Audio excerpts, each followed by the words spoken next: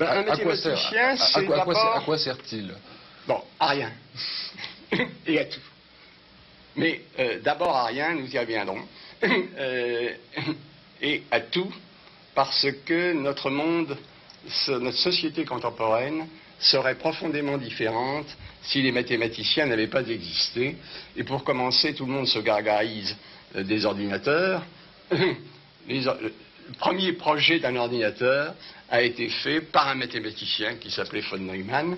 Et la plupart des logiciels, le fait que la France est excellente dans le monde pour ses logiciels, repose sur le fait qu'elle est très bonne en mathématiques et que l'enseignement des mathématiques a été modernisé. Justement, ceci a permis en partie le décollage des logiciels et des ordinateurs. Mais ceci est, je dirais, un sous-produit. Ce n'est pas ce qui anime vraiment l'activité mathématique. Je voudrais dire d'abord que la science, les mathématiques, c'est une activité, c'est un ensemble d'actes, ce n'est pas un ensemble de savoirs superposés. Chaque fois qu'on a une idée nouvelle, elle est en même temps, comme disait Bachelard, réorganisation de toutes les idées anciennes, ensemble. Et par conséquent, nous sommes amenés à avoir un métier qui est un métier actif.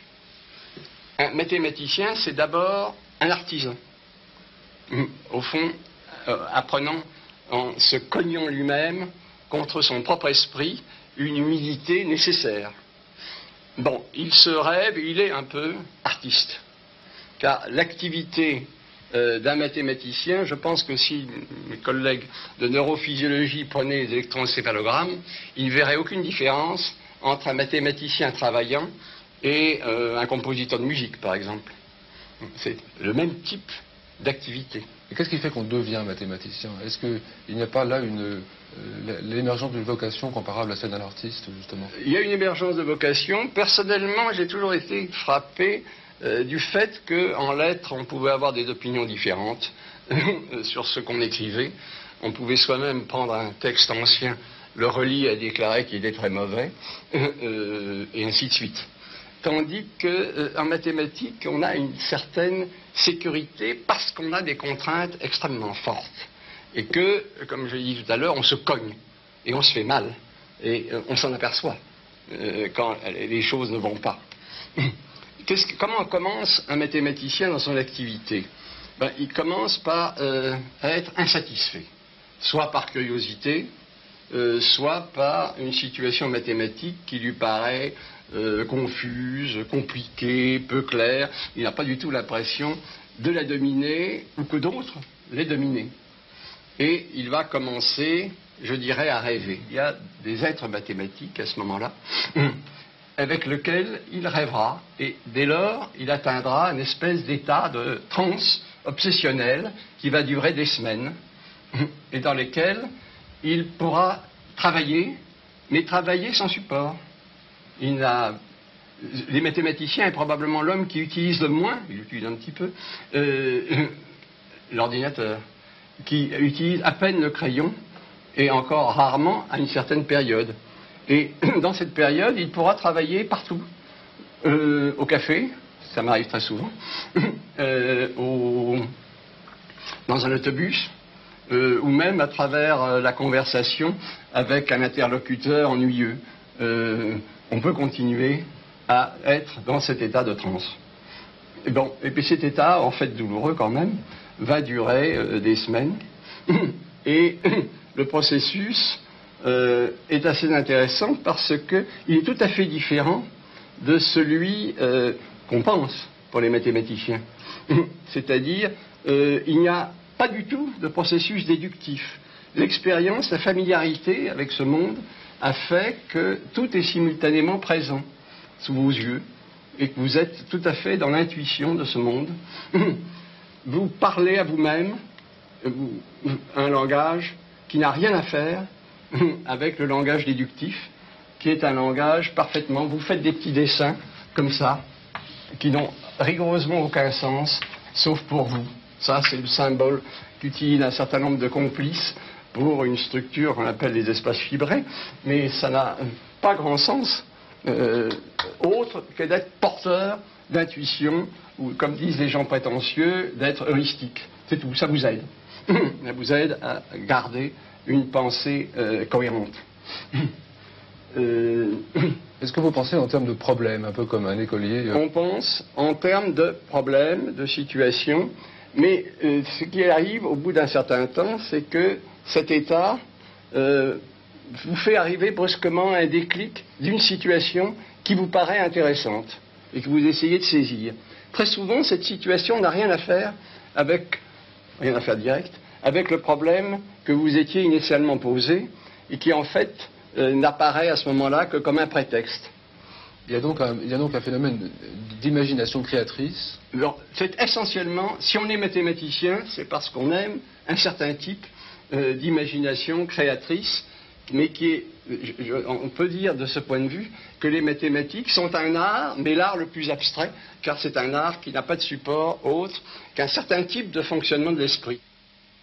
Alors, y a-t-il un âge privilégié pour la création mathématique? Y a-t-il un âge privilégié? Oui et non. En ce sens que, du fait qu'on n'a pas besoin d'érudition, mais que cette faculté d'imagination abstraite est absolument nécessaire, on peut commencer très tôt à être un grand mathématicien. Nous parlerons, si vous voulez, de l'exemple le plus étonnant, qui est Galois, mort à 22 ans et qui a laissé une trace fondamentale, ineffaçable, dans toutes les mathématiques. Mais Évariste Galois, on sait un mathématicien... Excusez-moi, Évariste Galois, qui était un mathématicien du 19e siècle. Galois, j'y reviendrai peut-être, Galois est un espèce de pré-Rimbaud des mathématiques. Et il figure d'ailleurs dans les mémoires d'Alexandre Dumas. Il est vers 1830 et il est tué dans un duel, disons, douteux. Il était très révolutionnaire de tempérament. Il avait fait les barricades. Et il avait fait les barricades, mais bien plus que ça. Il avait porté un toast, le couteau en travers de sa gorge au roi Louis-Philippe. Et certains disent, il n'y a pas de preuve, que le duel était arrangé pour qu'il meure. Mais il y a de grands mathématiciens qui font une œuvre majeure à 68 ans ou 70 ans. Il y a deux exemples historiques. Un très grand mathématicien allemand, l'un des plus grands, qui s'appelle Gauss, a fait des choses étonnantes jusqu'à la fin de sa vie, et il est mort à 75 ans. Et mon maître, Élie Cartan, avait, à l'âge de 28 ans, posé un problème fondamental sur la théorie des groupes, que tous les grands mathématiciens ont cherché pendant des années, et qu'il a lui-même résolu à l'âge de 68 ans, 40 ans après. C'est le moment où je connaissais et suivais ses travaux. C'est un bon exemple. Bon, ce qui arrive... Ce qui montre que l'imagination créatrice joue à court ou à très long terme. Ou à très long terme. Ce qui arrive, c'est que les gens finissent par être là. Parce que cette espèce d'ascèse mathématique, d'obsession, peut être finalement fatigante. Les gens sont là, et là de jouer un peu les moines, et il arrive qu'à 45 ans, ils ont envie de faire autre chose. Alors ils plongent dans l'administration, dans la philosophie ou dans la politique. Après tout, Painlevé, qui était un très grand mathématicien, a été 2 fois président du Conseil, et mon bon maître Borel, que j'ai connu, ministre de la Marine. Bien, mais ce sont des alibis pour une autre vie. C'est en fait l'intérêt, l'enthousiasme qui a disparu, et non pas probablement les facultés vraiment. Est-ce qu'on ne pourrait pas dire quelques mots du rôle de l'erreur en mathématiques, dans le processus de découverte mathématique? L'erreur est très importante. Nous nous trompons tous. Nous passons notre temps à nous tromper et à être à certains moments dans cet état désagréable de contradiction. C'est très désagréable pour un mathématicien de vivre 2 ou 3 jours en état de contradiction. Pour les élèves, l'erreur, c'est une sanction, c'est la faute. Non, en réalité, il existe une fonction positive de l'erreur. Il existe une fonction positive de l'erreur, et d'abord de savoir la reconnaître. Ce qu'on peut reprocher aux élèves, c'est pas de faire des erreurs, c'est de ne pas les avoir reconnues et analysées comme telles. il y a également des erreurs dues à de fausses évidences. Si on prend de la géométrie élémentaire, il arrive que quand on raisonne, non pas grâce aux figures, mais sur les figures, si la figure n'a pas été bien faite, à déformer la situation de manière trop grave, alors une soi-disant évidence est source d'erreur. Est-ce que vous-même, par exemple, vous avez le souvenir d'avoir des souvenirs cuisants d'erreurs j'en ai quotidiennement. J'en ai quotidiennement. C'est pour ça que ça vous rappelle à une humilité certaine. Bien. D'autre part, je n'ai peut-être pas assez insisté sur le fait qu'une partie de ce travail est vraiment du rêve, et même quelquefois du rêve vrai. Ce que nos braves neurophysiologistes appelleront l'état hypnagogique, c'est-à-dire l'état juste de veille encore avant le sommeil, au moment où vous vous endormez, est un état qui est très favorable parce que les censures logiques sont abolies, presque charnellement. Et vous rêvez de mathématiques dans cet état, et brusquement quelque chose marche et ça vous réveille. Inversement, quand je me suis marié, ma fiancée a été voir la femme d'un collègue qui lui a dit « Vous savez, le plus difficile pour une femme de mathématicien, c'est de distinguer un mathématicien qui travaille et un mathématicien qui dort. » Quelquefois, d'ailleurs, on passe continuellement d'un état à l'autre. Mais est-ce que pendant le vrai sommeil, le cerveau du mathématicien continue parfois de travailler? Il continue parfois de travailler, mais généralement très mal. Très mal. Vous ne vous réveillez pas comme Victor Hugo pour pronoter les équations? Non. Non. Vraiment pas. Généralement, on rêve qu'on a trouvé la solution, qu'on n'a rien trouvé du tout. Vous, les mathématiciens, avez toujours à la bouche ce mot intérêt, intéressant. Qu'est-ce qu'un objet intéressant en mathématiques? L'intérêt, d'abord, c'est qu'il n'y a pas de réponse formalisable. On ne peut pas donner à un computer une raison de dire ça c'est intéressant, ça ne l'est pas. Il n'y a pas de règle. Autrement dit, un computer ne peut pas savoir ce qui est intéressant. Faire des mathématiques. Et un computer ne peut pas faire des mathématiques. C'est pour ça que il ne pourra jamais faire des mathématiques. Il ne pourra jamais faire des mathématiques, c'est pour ça que nous n'en servons pas. Bon, les seuls qui s'en servent, c'est certains collègues de théorie des nombres, d'arithmétique, pour tester des hypothèses. Ils regardent sur un computer si telle suite d'entiers a bien telle propriété ou ne l'a pas, bon, des choses comme ça. Un côté un peu expérimental, mais ça ne leur procure que simplement le fait qu'une conjecture n'est probablement pas fausse. Reste à la démontrer, ce qui est ça, l'opération des mathématiques. Bien. L'intérêt vient de différentes sources.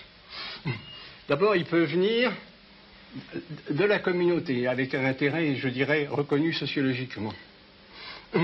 La communauté juge que tel type de problème, de solution, de résultat est intéressante, et elle le juge pourquoi? Parce qu'elle en espère, et souvent à juste titre, à la fois une fécondité pour d'autres choses. Et d'autre part, elle en apprécie l'esthétique, car dans l'intérêt, il y a un jugement esthétique.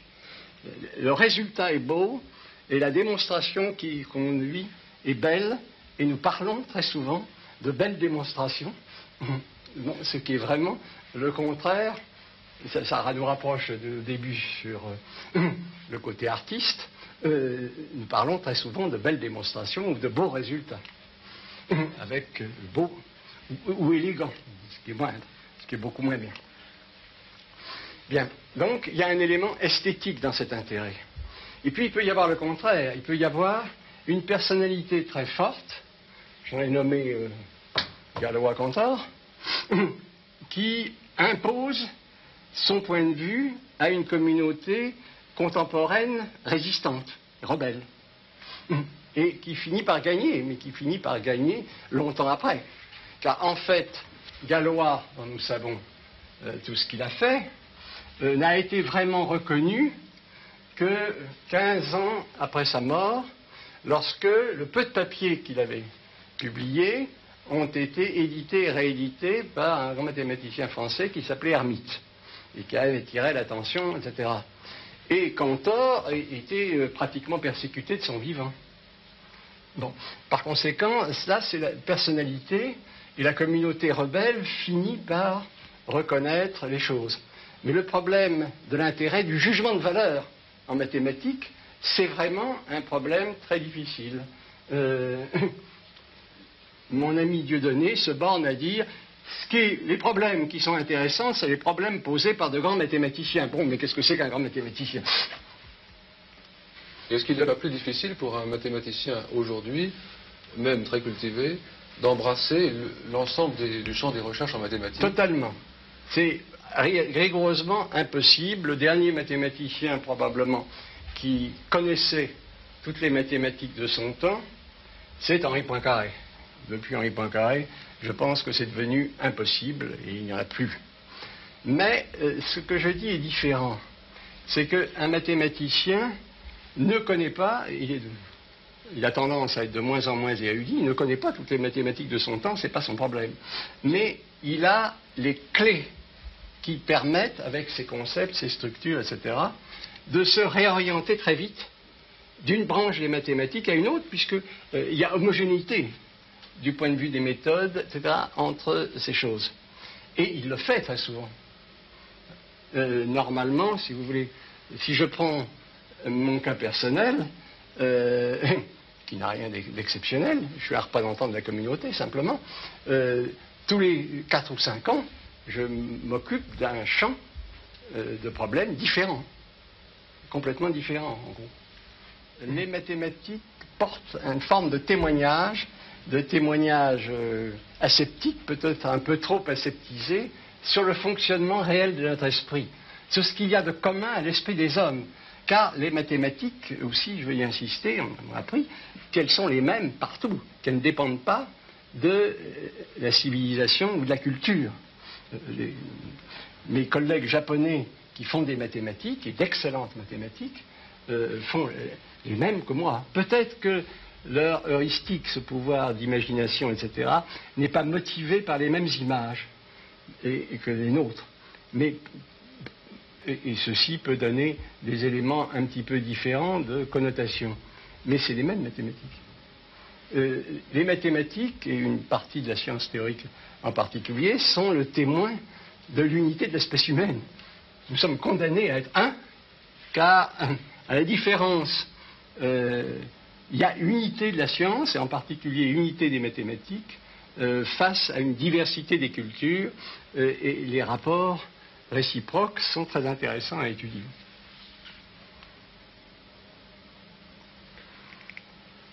Les mathématiques sont quand même, d'une part, une science hors de la science, un sens qu'on décrira, elles sont horizontales, elles ne s'occupent pas de champ de phénomènes. D'autre part, la science la plus ancienne, car c'est les Grecs, c'est à partir des Grecs qu'on peut parler vraiment de mathématiques. Avant, il y a des recettes égyptiennes, babyloniennes, chinoises, etc., mais qui sont des recettes.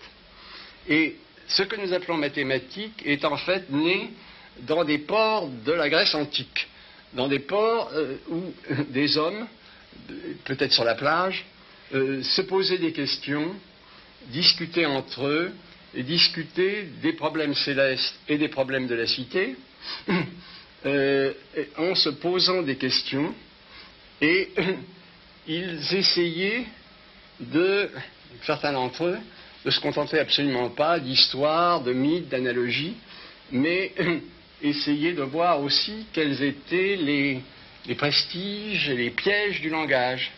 Le phénomène commence par des petits discours locaux. On regarde comment ça fonctionne localement, essentiellement sur des nombres, mais n'oublions pas que les nombres sont représentés par des lettres en grec. Il n'y a pas du tout notre système de numération. Et que, d'autre part, sur des problèmes de géométrie. La géométrie grecque est extrêmement raffinée. Son arithmétique est essentiellement celle des entiers et des fractions, est-elle extrêmement sommaire. D'où des contradictions épouvantables quand la géométrie, avec la diagonale du carré, met en évidence un nombre horrible que nous notons racine de 2, qui est inconnu, ou quand, avec le cercle, apparaît un nombre bizarre que nous notons pi, bon, qui sont des scandales. Ça, c'est le premier scandale mathématique de l'histoire. Ça, c'est le second. Bon, c'est des nombres qui sortent de l'arithmétique grecque, qui ne sont absorbés de manière un peu rationnelle qu'avec Euclide. C'est les nombres que nous appelons réels. Les nombres réels. Bon, voilà deux exemples. Bien, tout à fait naturel. Ce qui m'importe maintenant, c'est d'arriver, pour voir le paysage, justement à Galois. Galois est le début et le signe d'une réflexion, en fait, des mathématiques sur elles-mêmes, qui va essayer de faire comprendre aux mathématiques ce que c'est que leur propre projet et les limites de ce projet. Les mathématiques fonctionnent toujours, je dirais, à un dictionnaire parfait près. Les mathématiques sont basées sur des dictionnaires parfaits. Ça a commencé, la première opération mathématifiante a probablement été celle du berger comptant les brebis de son troupeau sur les doigts de sa main. C'est-à-dire faisant un dictionnaire parfait entre les doigts, mettons des deux mains pour que son troupeau soit assez important, et les moutons. Aucun rapport, sauf quelque chose d'abstrait qui s'appelle un nombre. Un nombre entier. Bien. Mais il y a des tas de dictionnaires parfaits, beaucoup plus intéressants, et les mathématiques travaillent toujours à un dictionnaire parfait près. Un autre exemple amusant de ces dictionnaires sera le suivant. Je prends l'ensemble de tous les entiers. C'est un ensemble au sens de Cantor, ensemble de tous les entiers. Et puis je prends une partie de cet ensemble, qui est l'ensemble de tous les entiers pairs.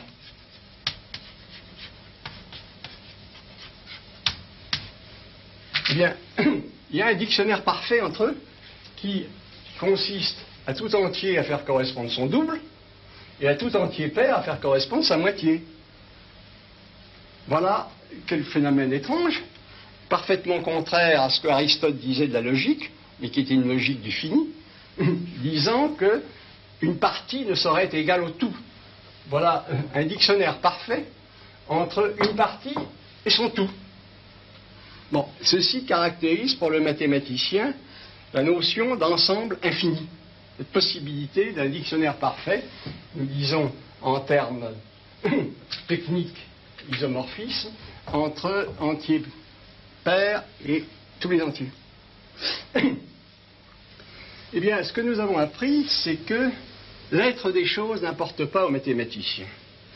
Et ce caractère radicalement non-être, l'être des choses est mis au mieux entre parenthèses, les mathématiques le portent partout où elles interviennent. Et c'est en fait, il ne faut pas regretter que les mathématiques soient abstraites. C'est parce qu'elles sont abstraites qu'elles sont puissantes et surtout polyvalentes pour différents domaines d'application du concret. C'est donc leur abstraction qui, à certains points de vue, fait leur force. Mais dans l'ascèse mathématique, cette abstraction est souvent douloureuse pour certains. Mais c'est une condition nécessaire de l'activité même des mathématiques. Si on veut prouver la validité des mathématiques, les mathématiques, c'est là avec des axiomes de base. L'ensemble, par exemple. Les mathématiques au sens usuel. Et vers le bas, vers l'aval, ça va être infini. Et si on veut prouver la validité de toutes ces mathématiques, il faut remonter. C'est-à-dire, il faut poser des nouveaux axiomes dans un autre langage qu'on a pris l'habitude d'appeler méta. Métalangage, méta, un peu avec l'analogue à la métaphysique. Méta. Bon, on a une méta-mathématique du premier ordre par lequel on peut prouver, dans laquelle on peut prouver la validité des mathématiques proprement dites. Et puis on ne s'arrête pas là, on peut recommencer indéfiniment. Autrement dit, les mathématiques, l'entreprise mathématique est infinie vers l'aval, mais elle est aussi infinie vers l'amont, et ce n'est que conventionnellement qu'on pose un moment en disant, ici ou là, commence le pays des mathématiques. Ce qui montre une chose, c'est qu'il y avait un vieux rêve, et les limites, la nullité de ce rêve. Le rêve, c'était d'un discours qui s'autoprouve, qui apporte à lui-même sa propre validité. Eh bien, ce qui est apparu, c'est que ce vieux rêve, il est ce qu'il est, c'est-à-dire un rêve. On ne peut pas avoir un type de discours qui s'autoprouve constamment. Les mathématiques, de cette façon, sont ramenées à leur nécessaire humilité, et avec une certaine ironie. Et il y a un vieux personnage grec, crétois, qui est Épiménide. Épiménide est crétois. Bien. Mais Épiménide dit tous les crétois sont menteurs. Et une des vieilles charges grecques est de dire quand Épiménide dit tous les crétois sont menteurs, dit-il la vérité ou dit-il un mensonge? Bon. Eh bien ça, c'est exactement le type d'aspect et de problème que l'on rencontre quelquefois dans des situations mathématiques bizarres. Et dans ce sens, tout mathématicien se sent un peu Épiménide ou se sent un peu crétois, et c'est un peu ce que montre ceci. Donc, il y a, si vous voulez, toute la valeur des mathématiques, mais en même temps toute la limite, à la limite non énonçable de ce projet. En quoi consiste la vérité des mathématiques? La vérité des mathématiques consiste essentiellement en leur non-contradiction. Mais leur non-contradiction est hypothétique, comme je viens de le montrer. Nous avons vu surgir d'abord une nouvelle branche, un nouveau champ d'intérêt très important qui se réunit partout et qu'on appelle la topologie. Qu'est-ce que diable c'est cette topologie? Bon, c'est des situations extrêmement naturelles et simples qui sont prises en compte de manière abstraite. Vous êtes dans le plan, prenez des morceaux d'ensemble. Bon, vous pouvez avoir ceci, et vous ne pouvez un ensemble composé de ces deux morceaux. Vous ne pouvez pas passer par un chemin continu de l'un dans l'autre. Là, il faut sortir, et on dira que cet ensemble n'est pas connexe. Tandis que celui-là, lequel, est certainement connexe. Il y a un chemin dans l'ensemble qui réunit tous les éléments, tous les points. Bien. Bien, ça, si vous tracez ces dessins sur une feuille de caoutchouc dans le plan, si vous tirez dans tous les sens, ça reste vrai. Autrement dit, quand je déforme continuellement mon plan, ce qui était connexe reste connexe, ce qui n'était pas connexe n'est pas connexe. Autre exemple, vous pouvez avoir une situation où vous avez un truc avec un trou. Ici, ce n'est pas l'ensemble. L'ensemble, c'est ça. Bien, alors, quand vous faites la même chose, ce trou, il restera. Il se déformera, mais il restera. Et on le caractérisera en disant que si j'ai deux sortes de chemins, j'ai des chemins fermés, comme ceci, qui peuvent se ramener par déformation en un point, peuvent être réduits à rien, à ce point-là. Et puis j'ai des chemins qui font le tour du trou, et qui, eux, ne peuvent pas être ramenés à un point. Donc, vous avez une situation profondément différente. Ici. Et cette situation, par déformation continue, elle ne changera jamais. Donc, la topologie, c'est la partie des mathématiques, en fait, au même niveau que l'algèbre, et symétrique d'elle, qui s'intéresse à ceci. Et quelle est sa vertu? Eh bien, nous sommes amenés, pour des raisons parfaitement objectives, à raisonner sur des espaces qui ne sont pas de dimension 3, qui sont de dimension n, dimension quelconque, et sur lequel, moi, dans un espace de dimension 4, je ne vois pas plus que le commun des mortels. Il n'y a pas de vision.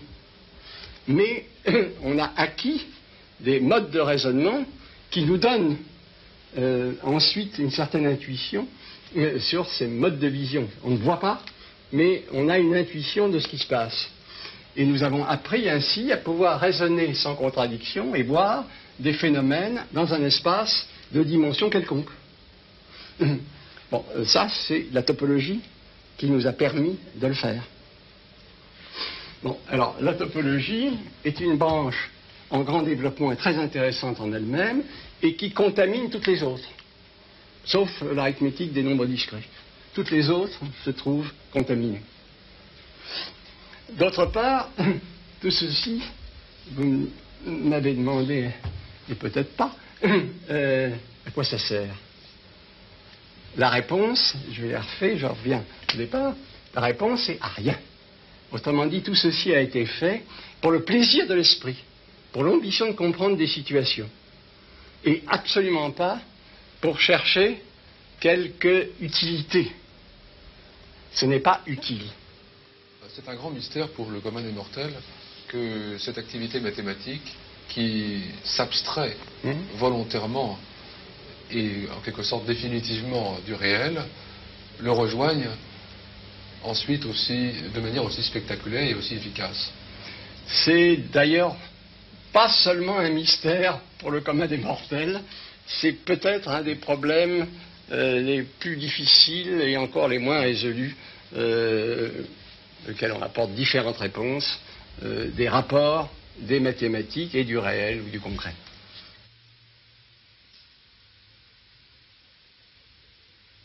Comment interpréter la nature avec des idées d'être mathématiques? Nous sommes passés assez consciemment à une idée de modèle. Et les rapports, tous les rapports, je y reviendrai, entre les mathématiques et le concret et le réel sont basés sur une notion de modèle mathématique. Alors, brièvement, qu'est-ce que c'est qu'un modèle mathématique?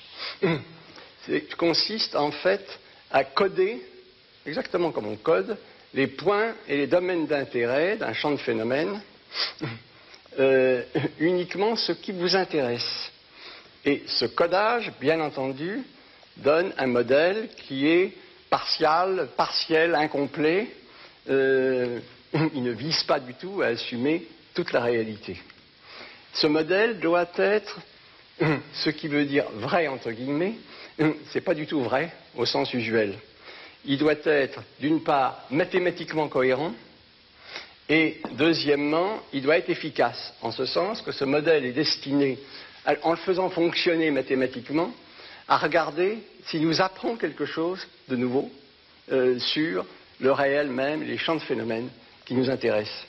Et c'est tout le temps ce rapport, que ce soit les grandes théories physiques, classiques, contemporaines, etc., qui visent à être des modèles. Mais il faut faire bien attention à une chose, c'est que le modèle, ne pas confondre le modèle et la réalité. Ne pas confondre la géométrie des droites euclidiennes. Une droite euclidienne, ce n'est pas un rayon lumineux effectivement réalisé. Il y a toujours cette distinction, et c'est en ce sens que les mathématiques, quoique abstraites, jouent pour essayer de comprendre le réel. Et j'insisterai tout de suite sur un point, notre science, ce n'est pas un ensemble de résultats. Il y a un danger à travers toute l'opinion telle qu'elle est traduite, à une magification des résultats. Si notre science était un ensemble de résultats, elle serait une magie. Or, elle n'est pas une magie. Il ne faut pas idolâtrer les résultats. L'important, c'est les méthodes. Les méthodes par lesquelles on obtient des résultats. Et j'y reviendrai peut-être plusieurs fois. Ces résultats ne sont presque que les garants qui nous permettent, à chaque instant, de tout remettre en question, de faire des tables rases, sans en fait rien perdre. C'est en fait ça la démarche. Bien, mais quel était l'obstacle qui fait que ça a mis 2000 ans à se constituer? Eh bien, l'obstacle, c'est essentiellement l'intelligence du mouvement. Ça a été le point de départ.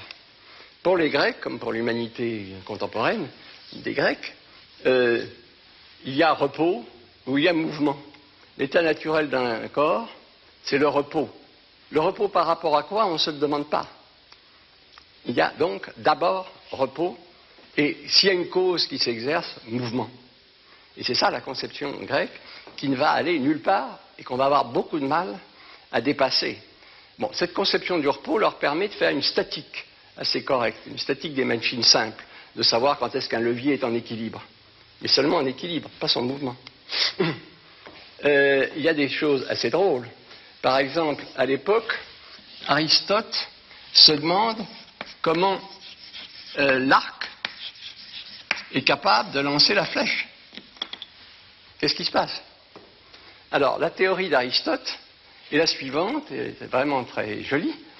La corde de l'arc vibre et met l'air en vibration, et c'est la vibration de l'air qui soutient la flèche et qui la fait se propager. Parce que il n'y a pas ce que nous appellerons, qui va être le premier obstacle à surmonter, le principe de l'inertie. C'est totalement absent. Autrement dit, il faut une cause pour avoir une vitesse. Or, nous savons, nous avons appris laborieusement, c'est la mécanique classique, que la cause ne s'exerce qu'au niveau de l'accélération. Alors, le principe de l'inertie, curieusement, il est très ancien, mais quand même est dû uniquement à des cogitations philosophico-théoriques. Et il y a un nom qui fait un peu sourire les gens, qui fut celle d'un grand professeur à la Sorbonne au XIIIe siècle, qui s'appelait M. Buridan, dont c'est l'auteur du fameux âne, mais il n'a jamais été jeté dans un sac en Seine. Bon, eh bien, Buridan est un homme dont on trouve le premier l'énoncé de quelque chose qui ressemble au principe de l'inertie, c'est-à-dire la prise en compte du mouvement rectiligne uniforme. C'est que ce qu'il y a de naturel, sans cause, c'est de conserver la vitesse. C'est le mouvement rectiligne uniforme. Et puis, on commence à se poser le problème par rapport à quoi? Et tout ceci va aboutir à des choses encore assez baseuses du point de vue mécanique par Descartes, parce que les instruments n'existent pas, et va être accompli par l'instrument d'intelligence du mouvement qui est indépendamment, qui est le calcul différentiel, qui est indépendamment dû à Newton et Leibniz dans la seconde moitié du XVIIe siècle. Et à ce moment-là, il y a parfaitement intelligence du mouvement, et le grand obstacle, ce que Bachelard aurait appelé le grand obstacle épistémologique de l'intelligence des mouvements, est rompu et surmonté. C'est donc, voilà ce qui se passe. L'obstacle épistémologique d'épistémé, science. Science épistémologique, c'est science, connaissance. Bon, à partir du moment où on a réussi à comprendre ce qu'est le mouvement et à comprendre qu'on va avoir la fameuse équation de Newton qui est en termes de masse,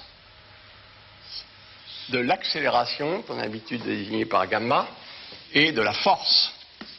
Bon, on voit dans cette équation que la force joue le rôle de cause aux accélérations, de cause aux déviations par rapport au mouvement rectiligne uniforme.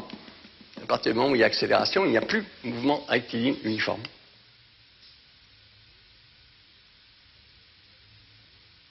Nous avons, si vous voulez, presque accompli une certaine paranoïa de Descartes.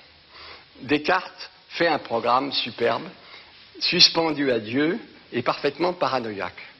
En ce sens qu'il dit qu'il faut faire, la vraie science est a priori. Et que l'expérience est une humiliation. En ce sens, il n'est pas encore dans le contexte de ce qu'est notre science vraiment. Science a priori, c'est-à-dire à la limite indépendante du réel. Indépendante du réel, elle s'impose au réel. Et elle s'impose au réel sous la houlette de Dieu. La possibilité pour Descartes de cette science a priori, qui comprend d'ailleurs les premiers principes de la mécanique pour son temps, est exactement suspendue à un Dieu vérace qui alimente notre raison.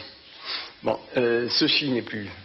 Mais nous sommes encore, dans la mesure où nous sommes physiciens, mathématiciens ou théoriciens, ce n'est plus suspendu à la raison, mais nous voulons encore bâtir tout ce que nous pouvons de science a priori le plus grande, c'est-à-dire avoir des modèles mathématiques essayant d'expliquer des champs de plus en plus larges. Nous savons bien qu'il n'y a pas le maître mot de l'univers, il n'y a pas une équation qui soit le maître mot de l'univers, mais même si elle n'existe pas, je dirais que beaucoup de physiciens la cherchent.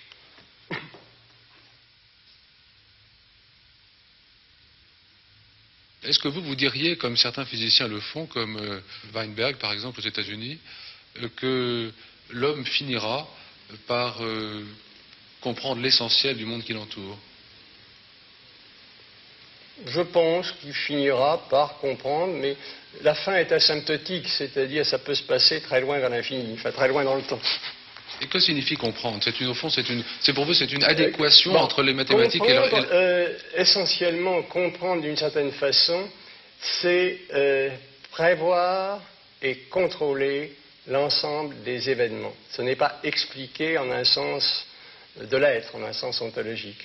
Comprendre, et notre ambition est toujours de comprendre, c'est d'être sûr de cette intelligence suffisamment pour que nous puissions complètement prévoir et contrôler la suite des événements. C'est d'écrire et prévoir, ça n'est pas expliciter les causes. Ça n'est absolument pas expliquer ou expliciter au sens usuel du terme. Il y a bien une notion de recherche des causes profondes, des causes finales. Bon, alors la notion, même les notions de causalité et de finalité sont devenues des notions ascientifiques ou pré-scientifiques en un certain sens.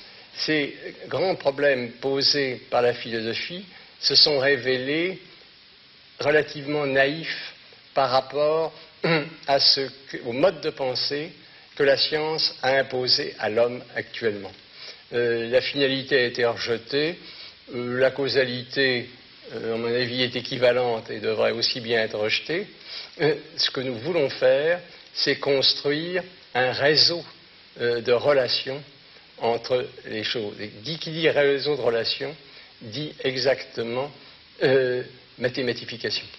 Nous pouvons dire peut-être que les mathématiques présentent cet extraordinaire paradoxe que d'une part, elles ne disent rien. Ce que disait Hilbert, elles sont vides de sens. Mais d'autre part, elles sont la seule manière dont nous pouvons représenter, contrôler, décrire, finalement, comprendre ce qu'est notre monde physique. Il n'est actuellement impossible de comprendre, de jeter un œil sur notre univers sans utiliser Einstein ou les futurs développements qui engloberont Einstein, car toute théorie physique est toujours englobement d'une théorie précédente, comme on l'a vu d'ailleurs pour la relativité et la mécanique classique. Donc à la fois les mathématiques sont une démarche tout à fait gratuite, on l'a vu, mais en même temps rien n'est gratuit en mathématiques. Non, elles sont parfaitement gratuites, elles ne sont pas du domaine de l'utilité, de l'ordre de l'utilité, comme dirait Descartes, mais il se trouve qu'elles ne sont pas utiles, elles sont indispensables.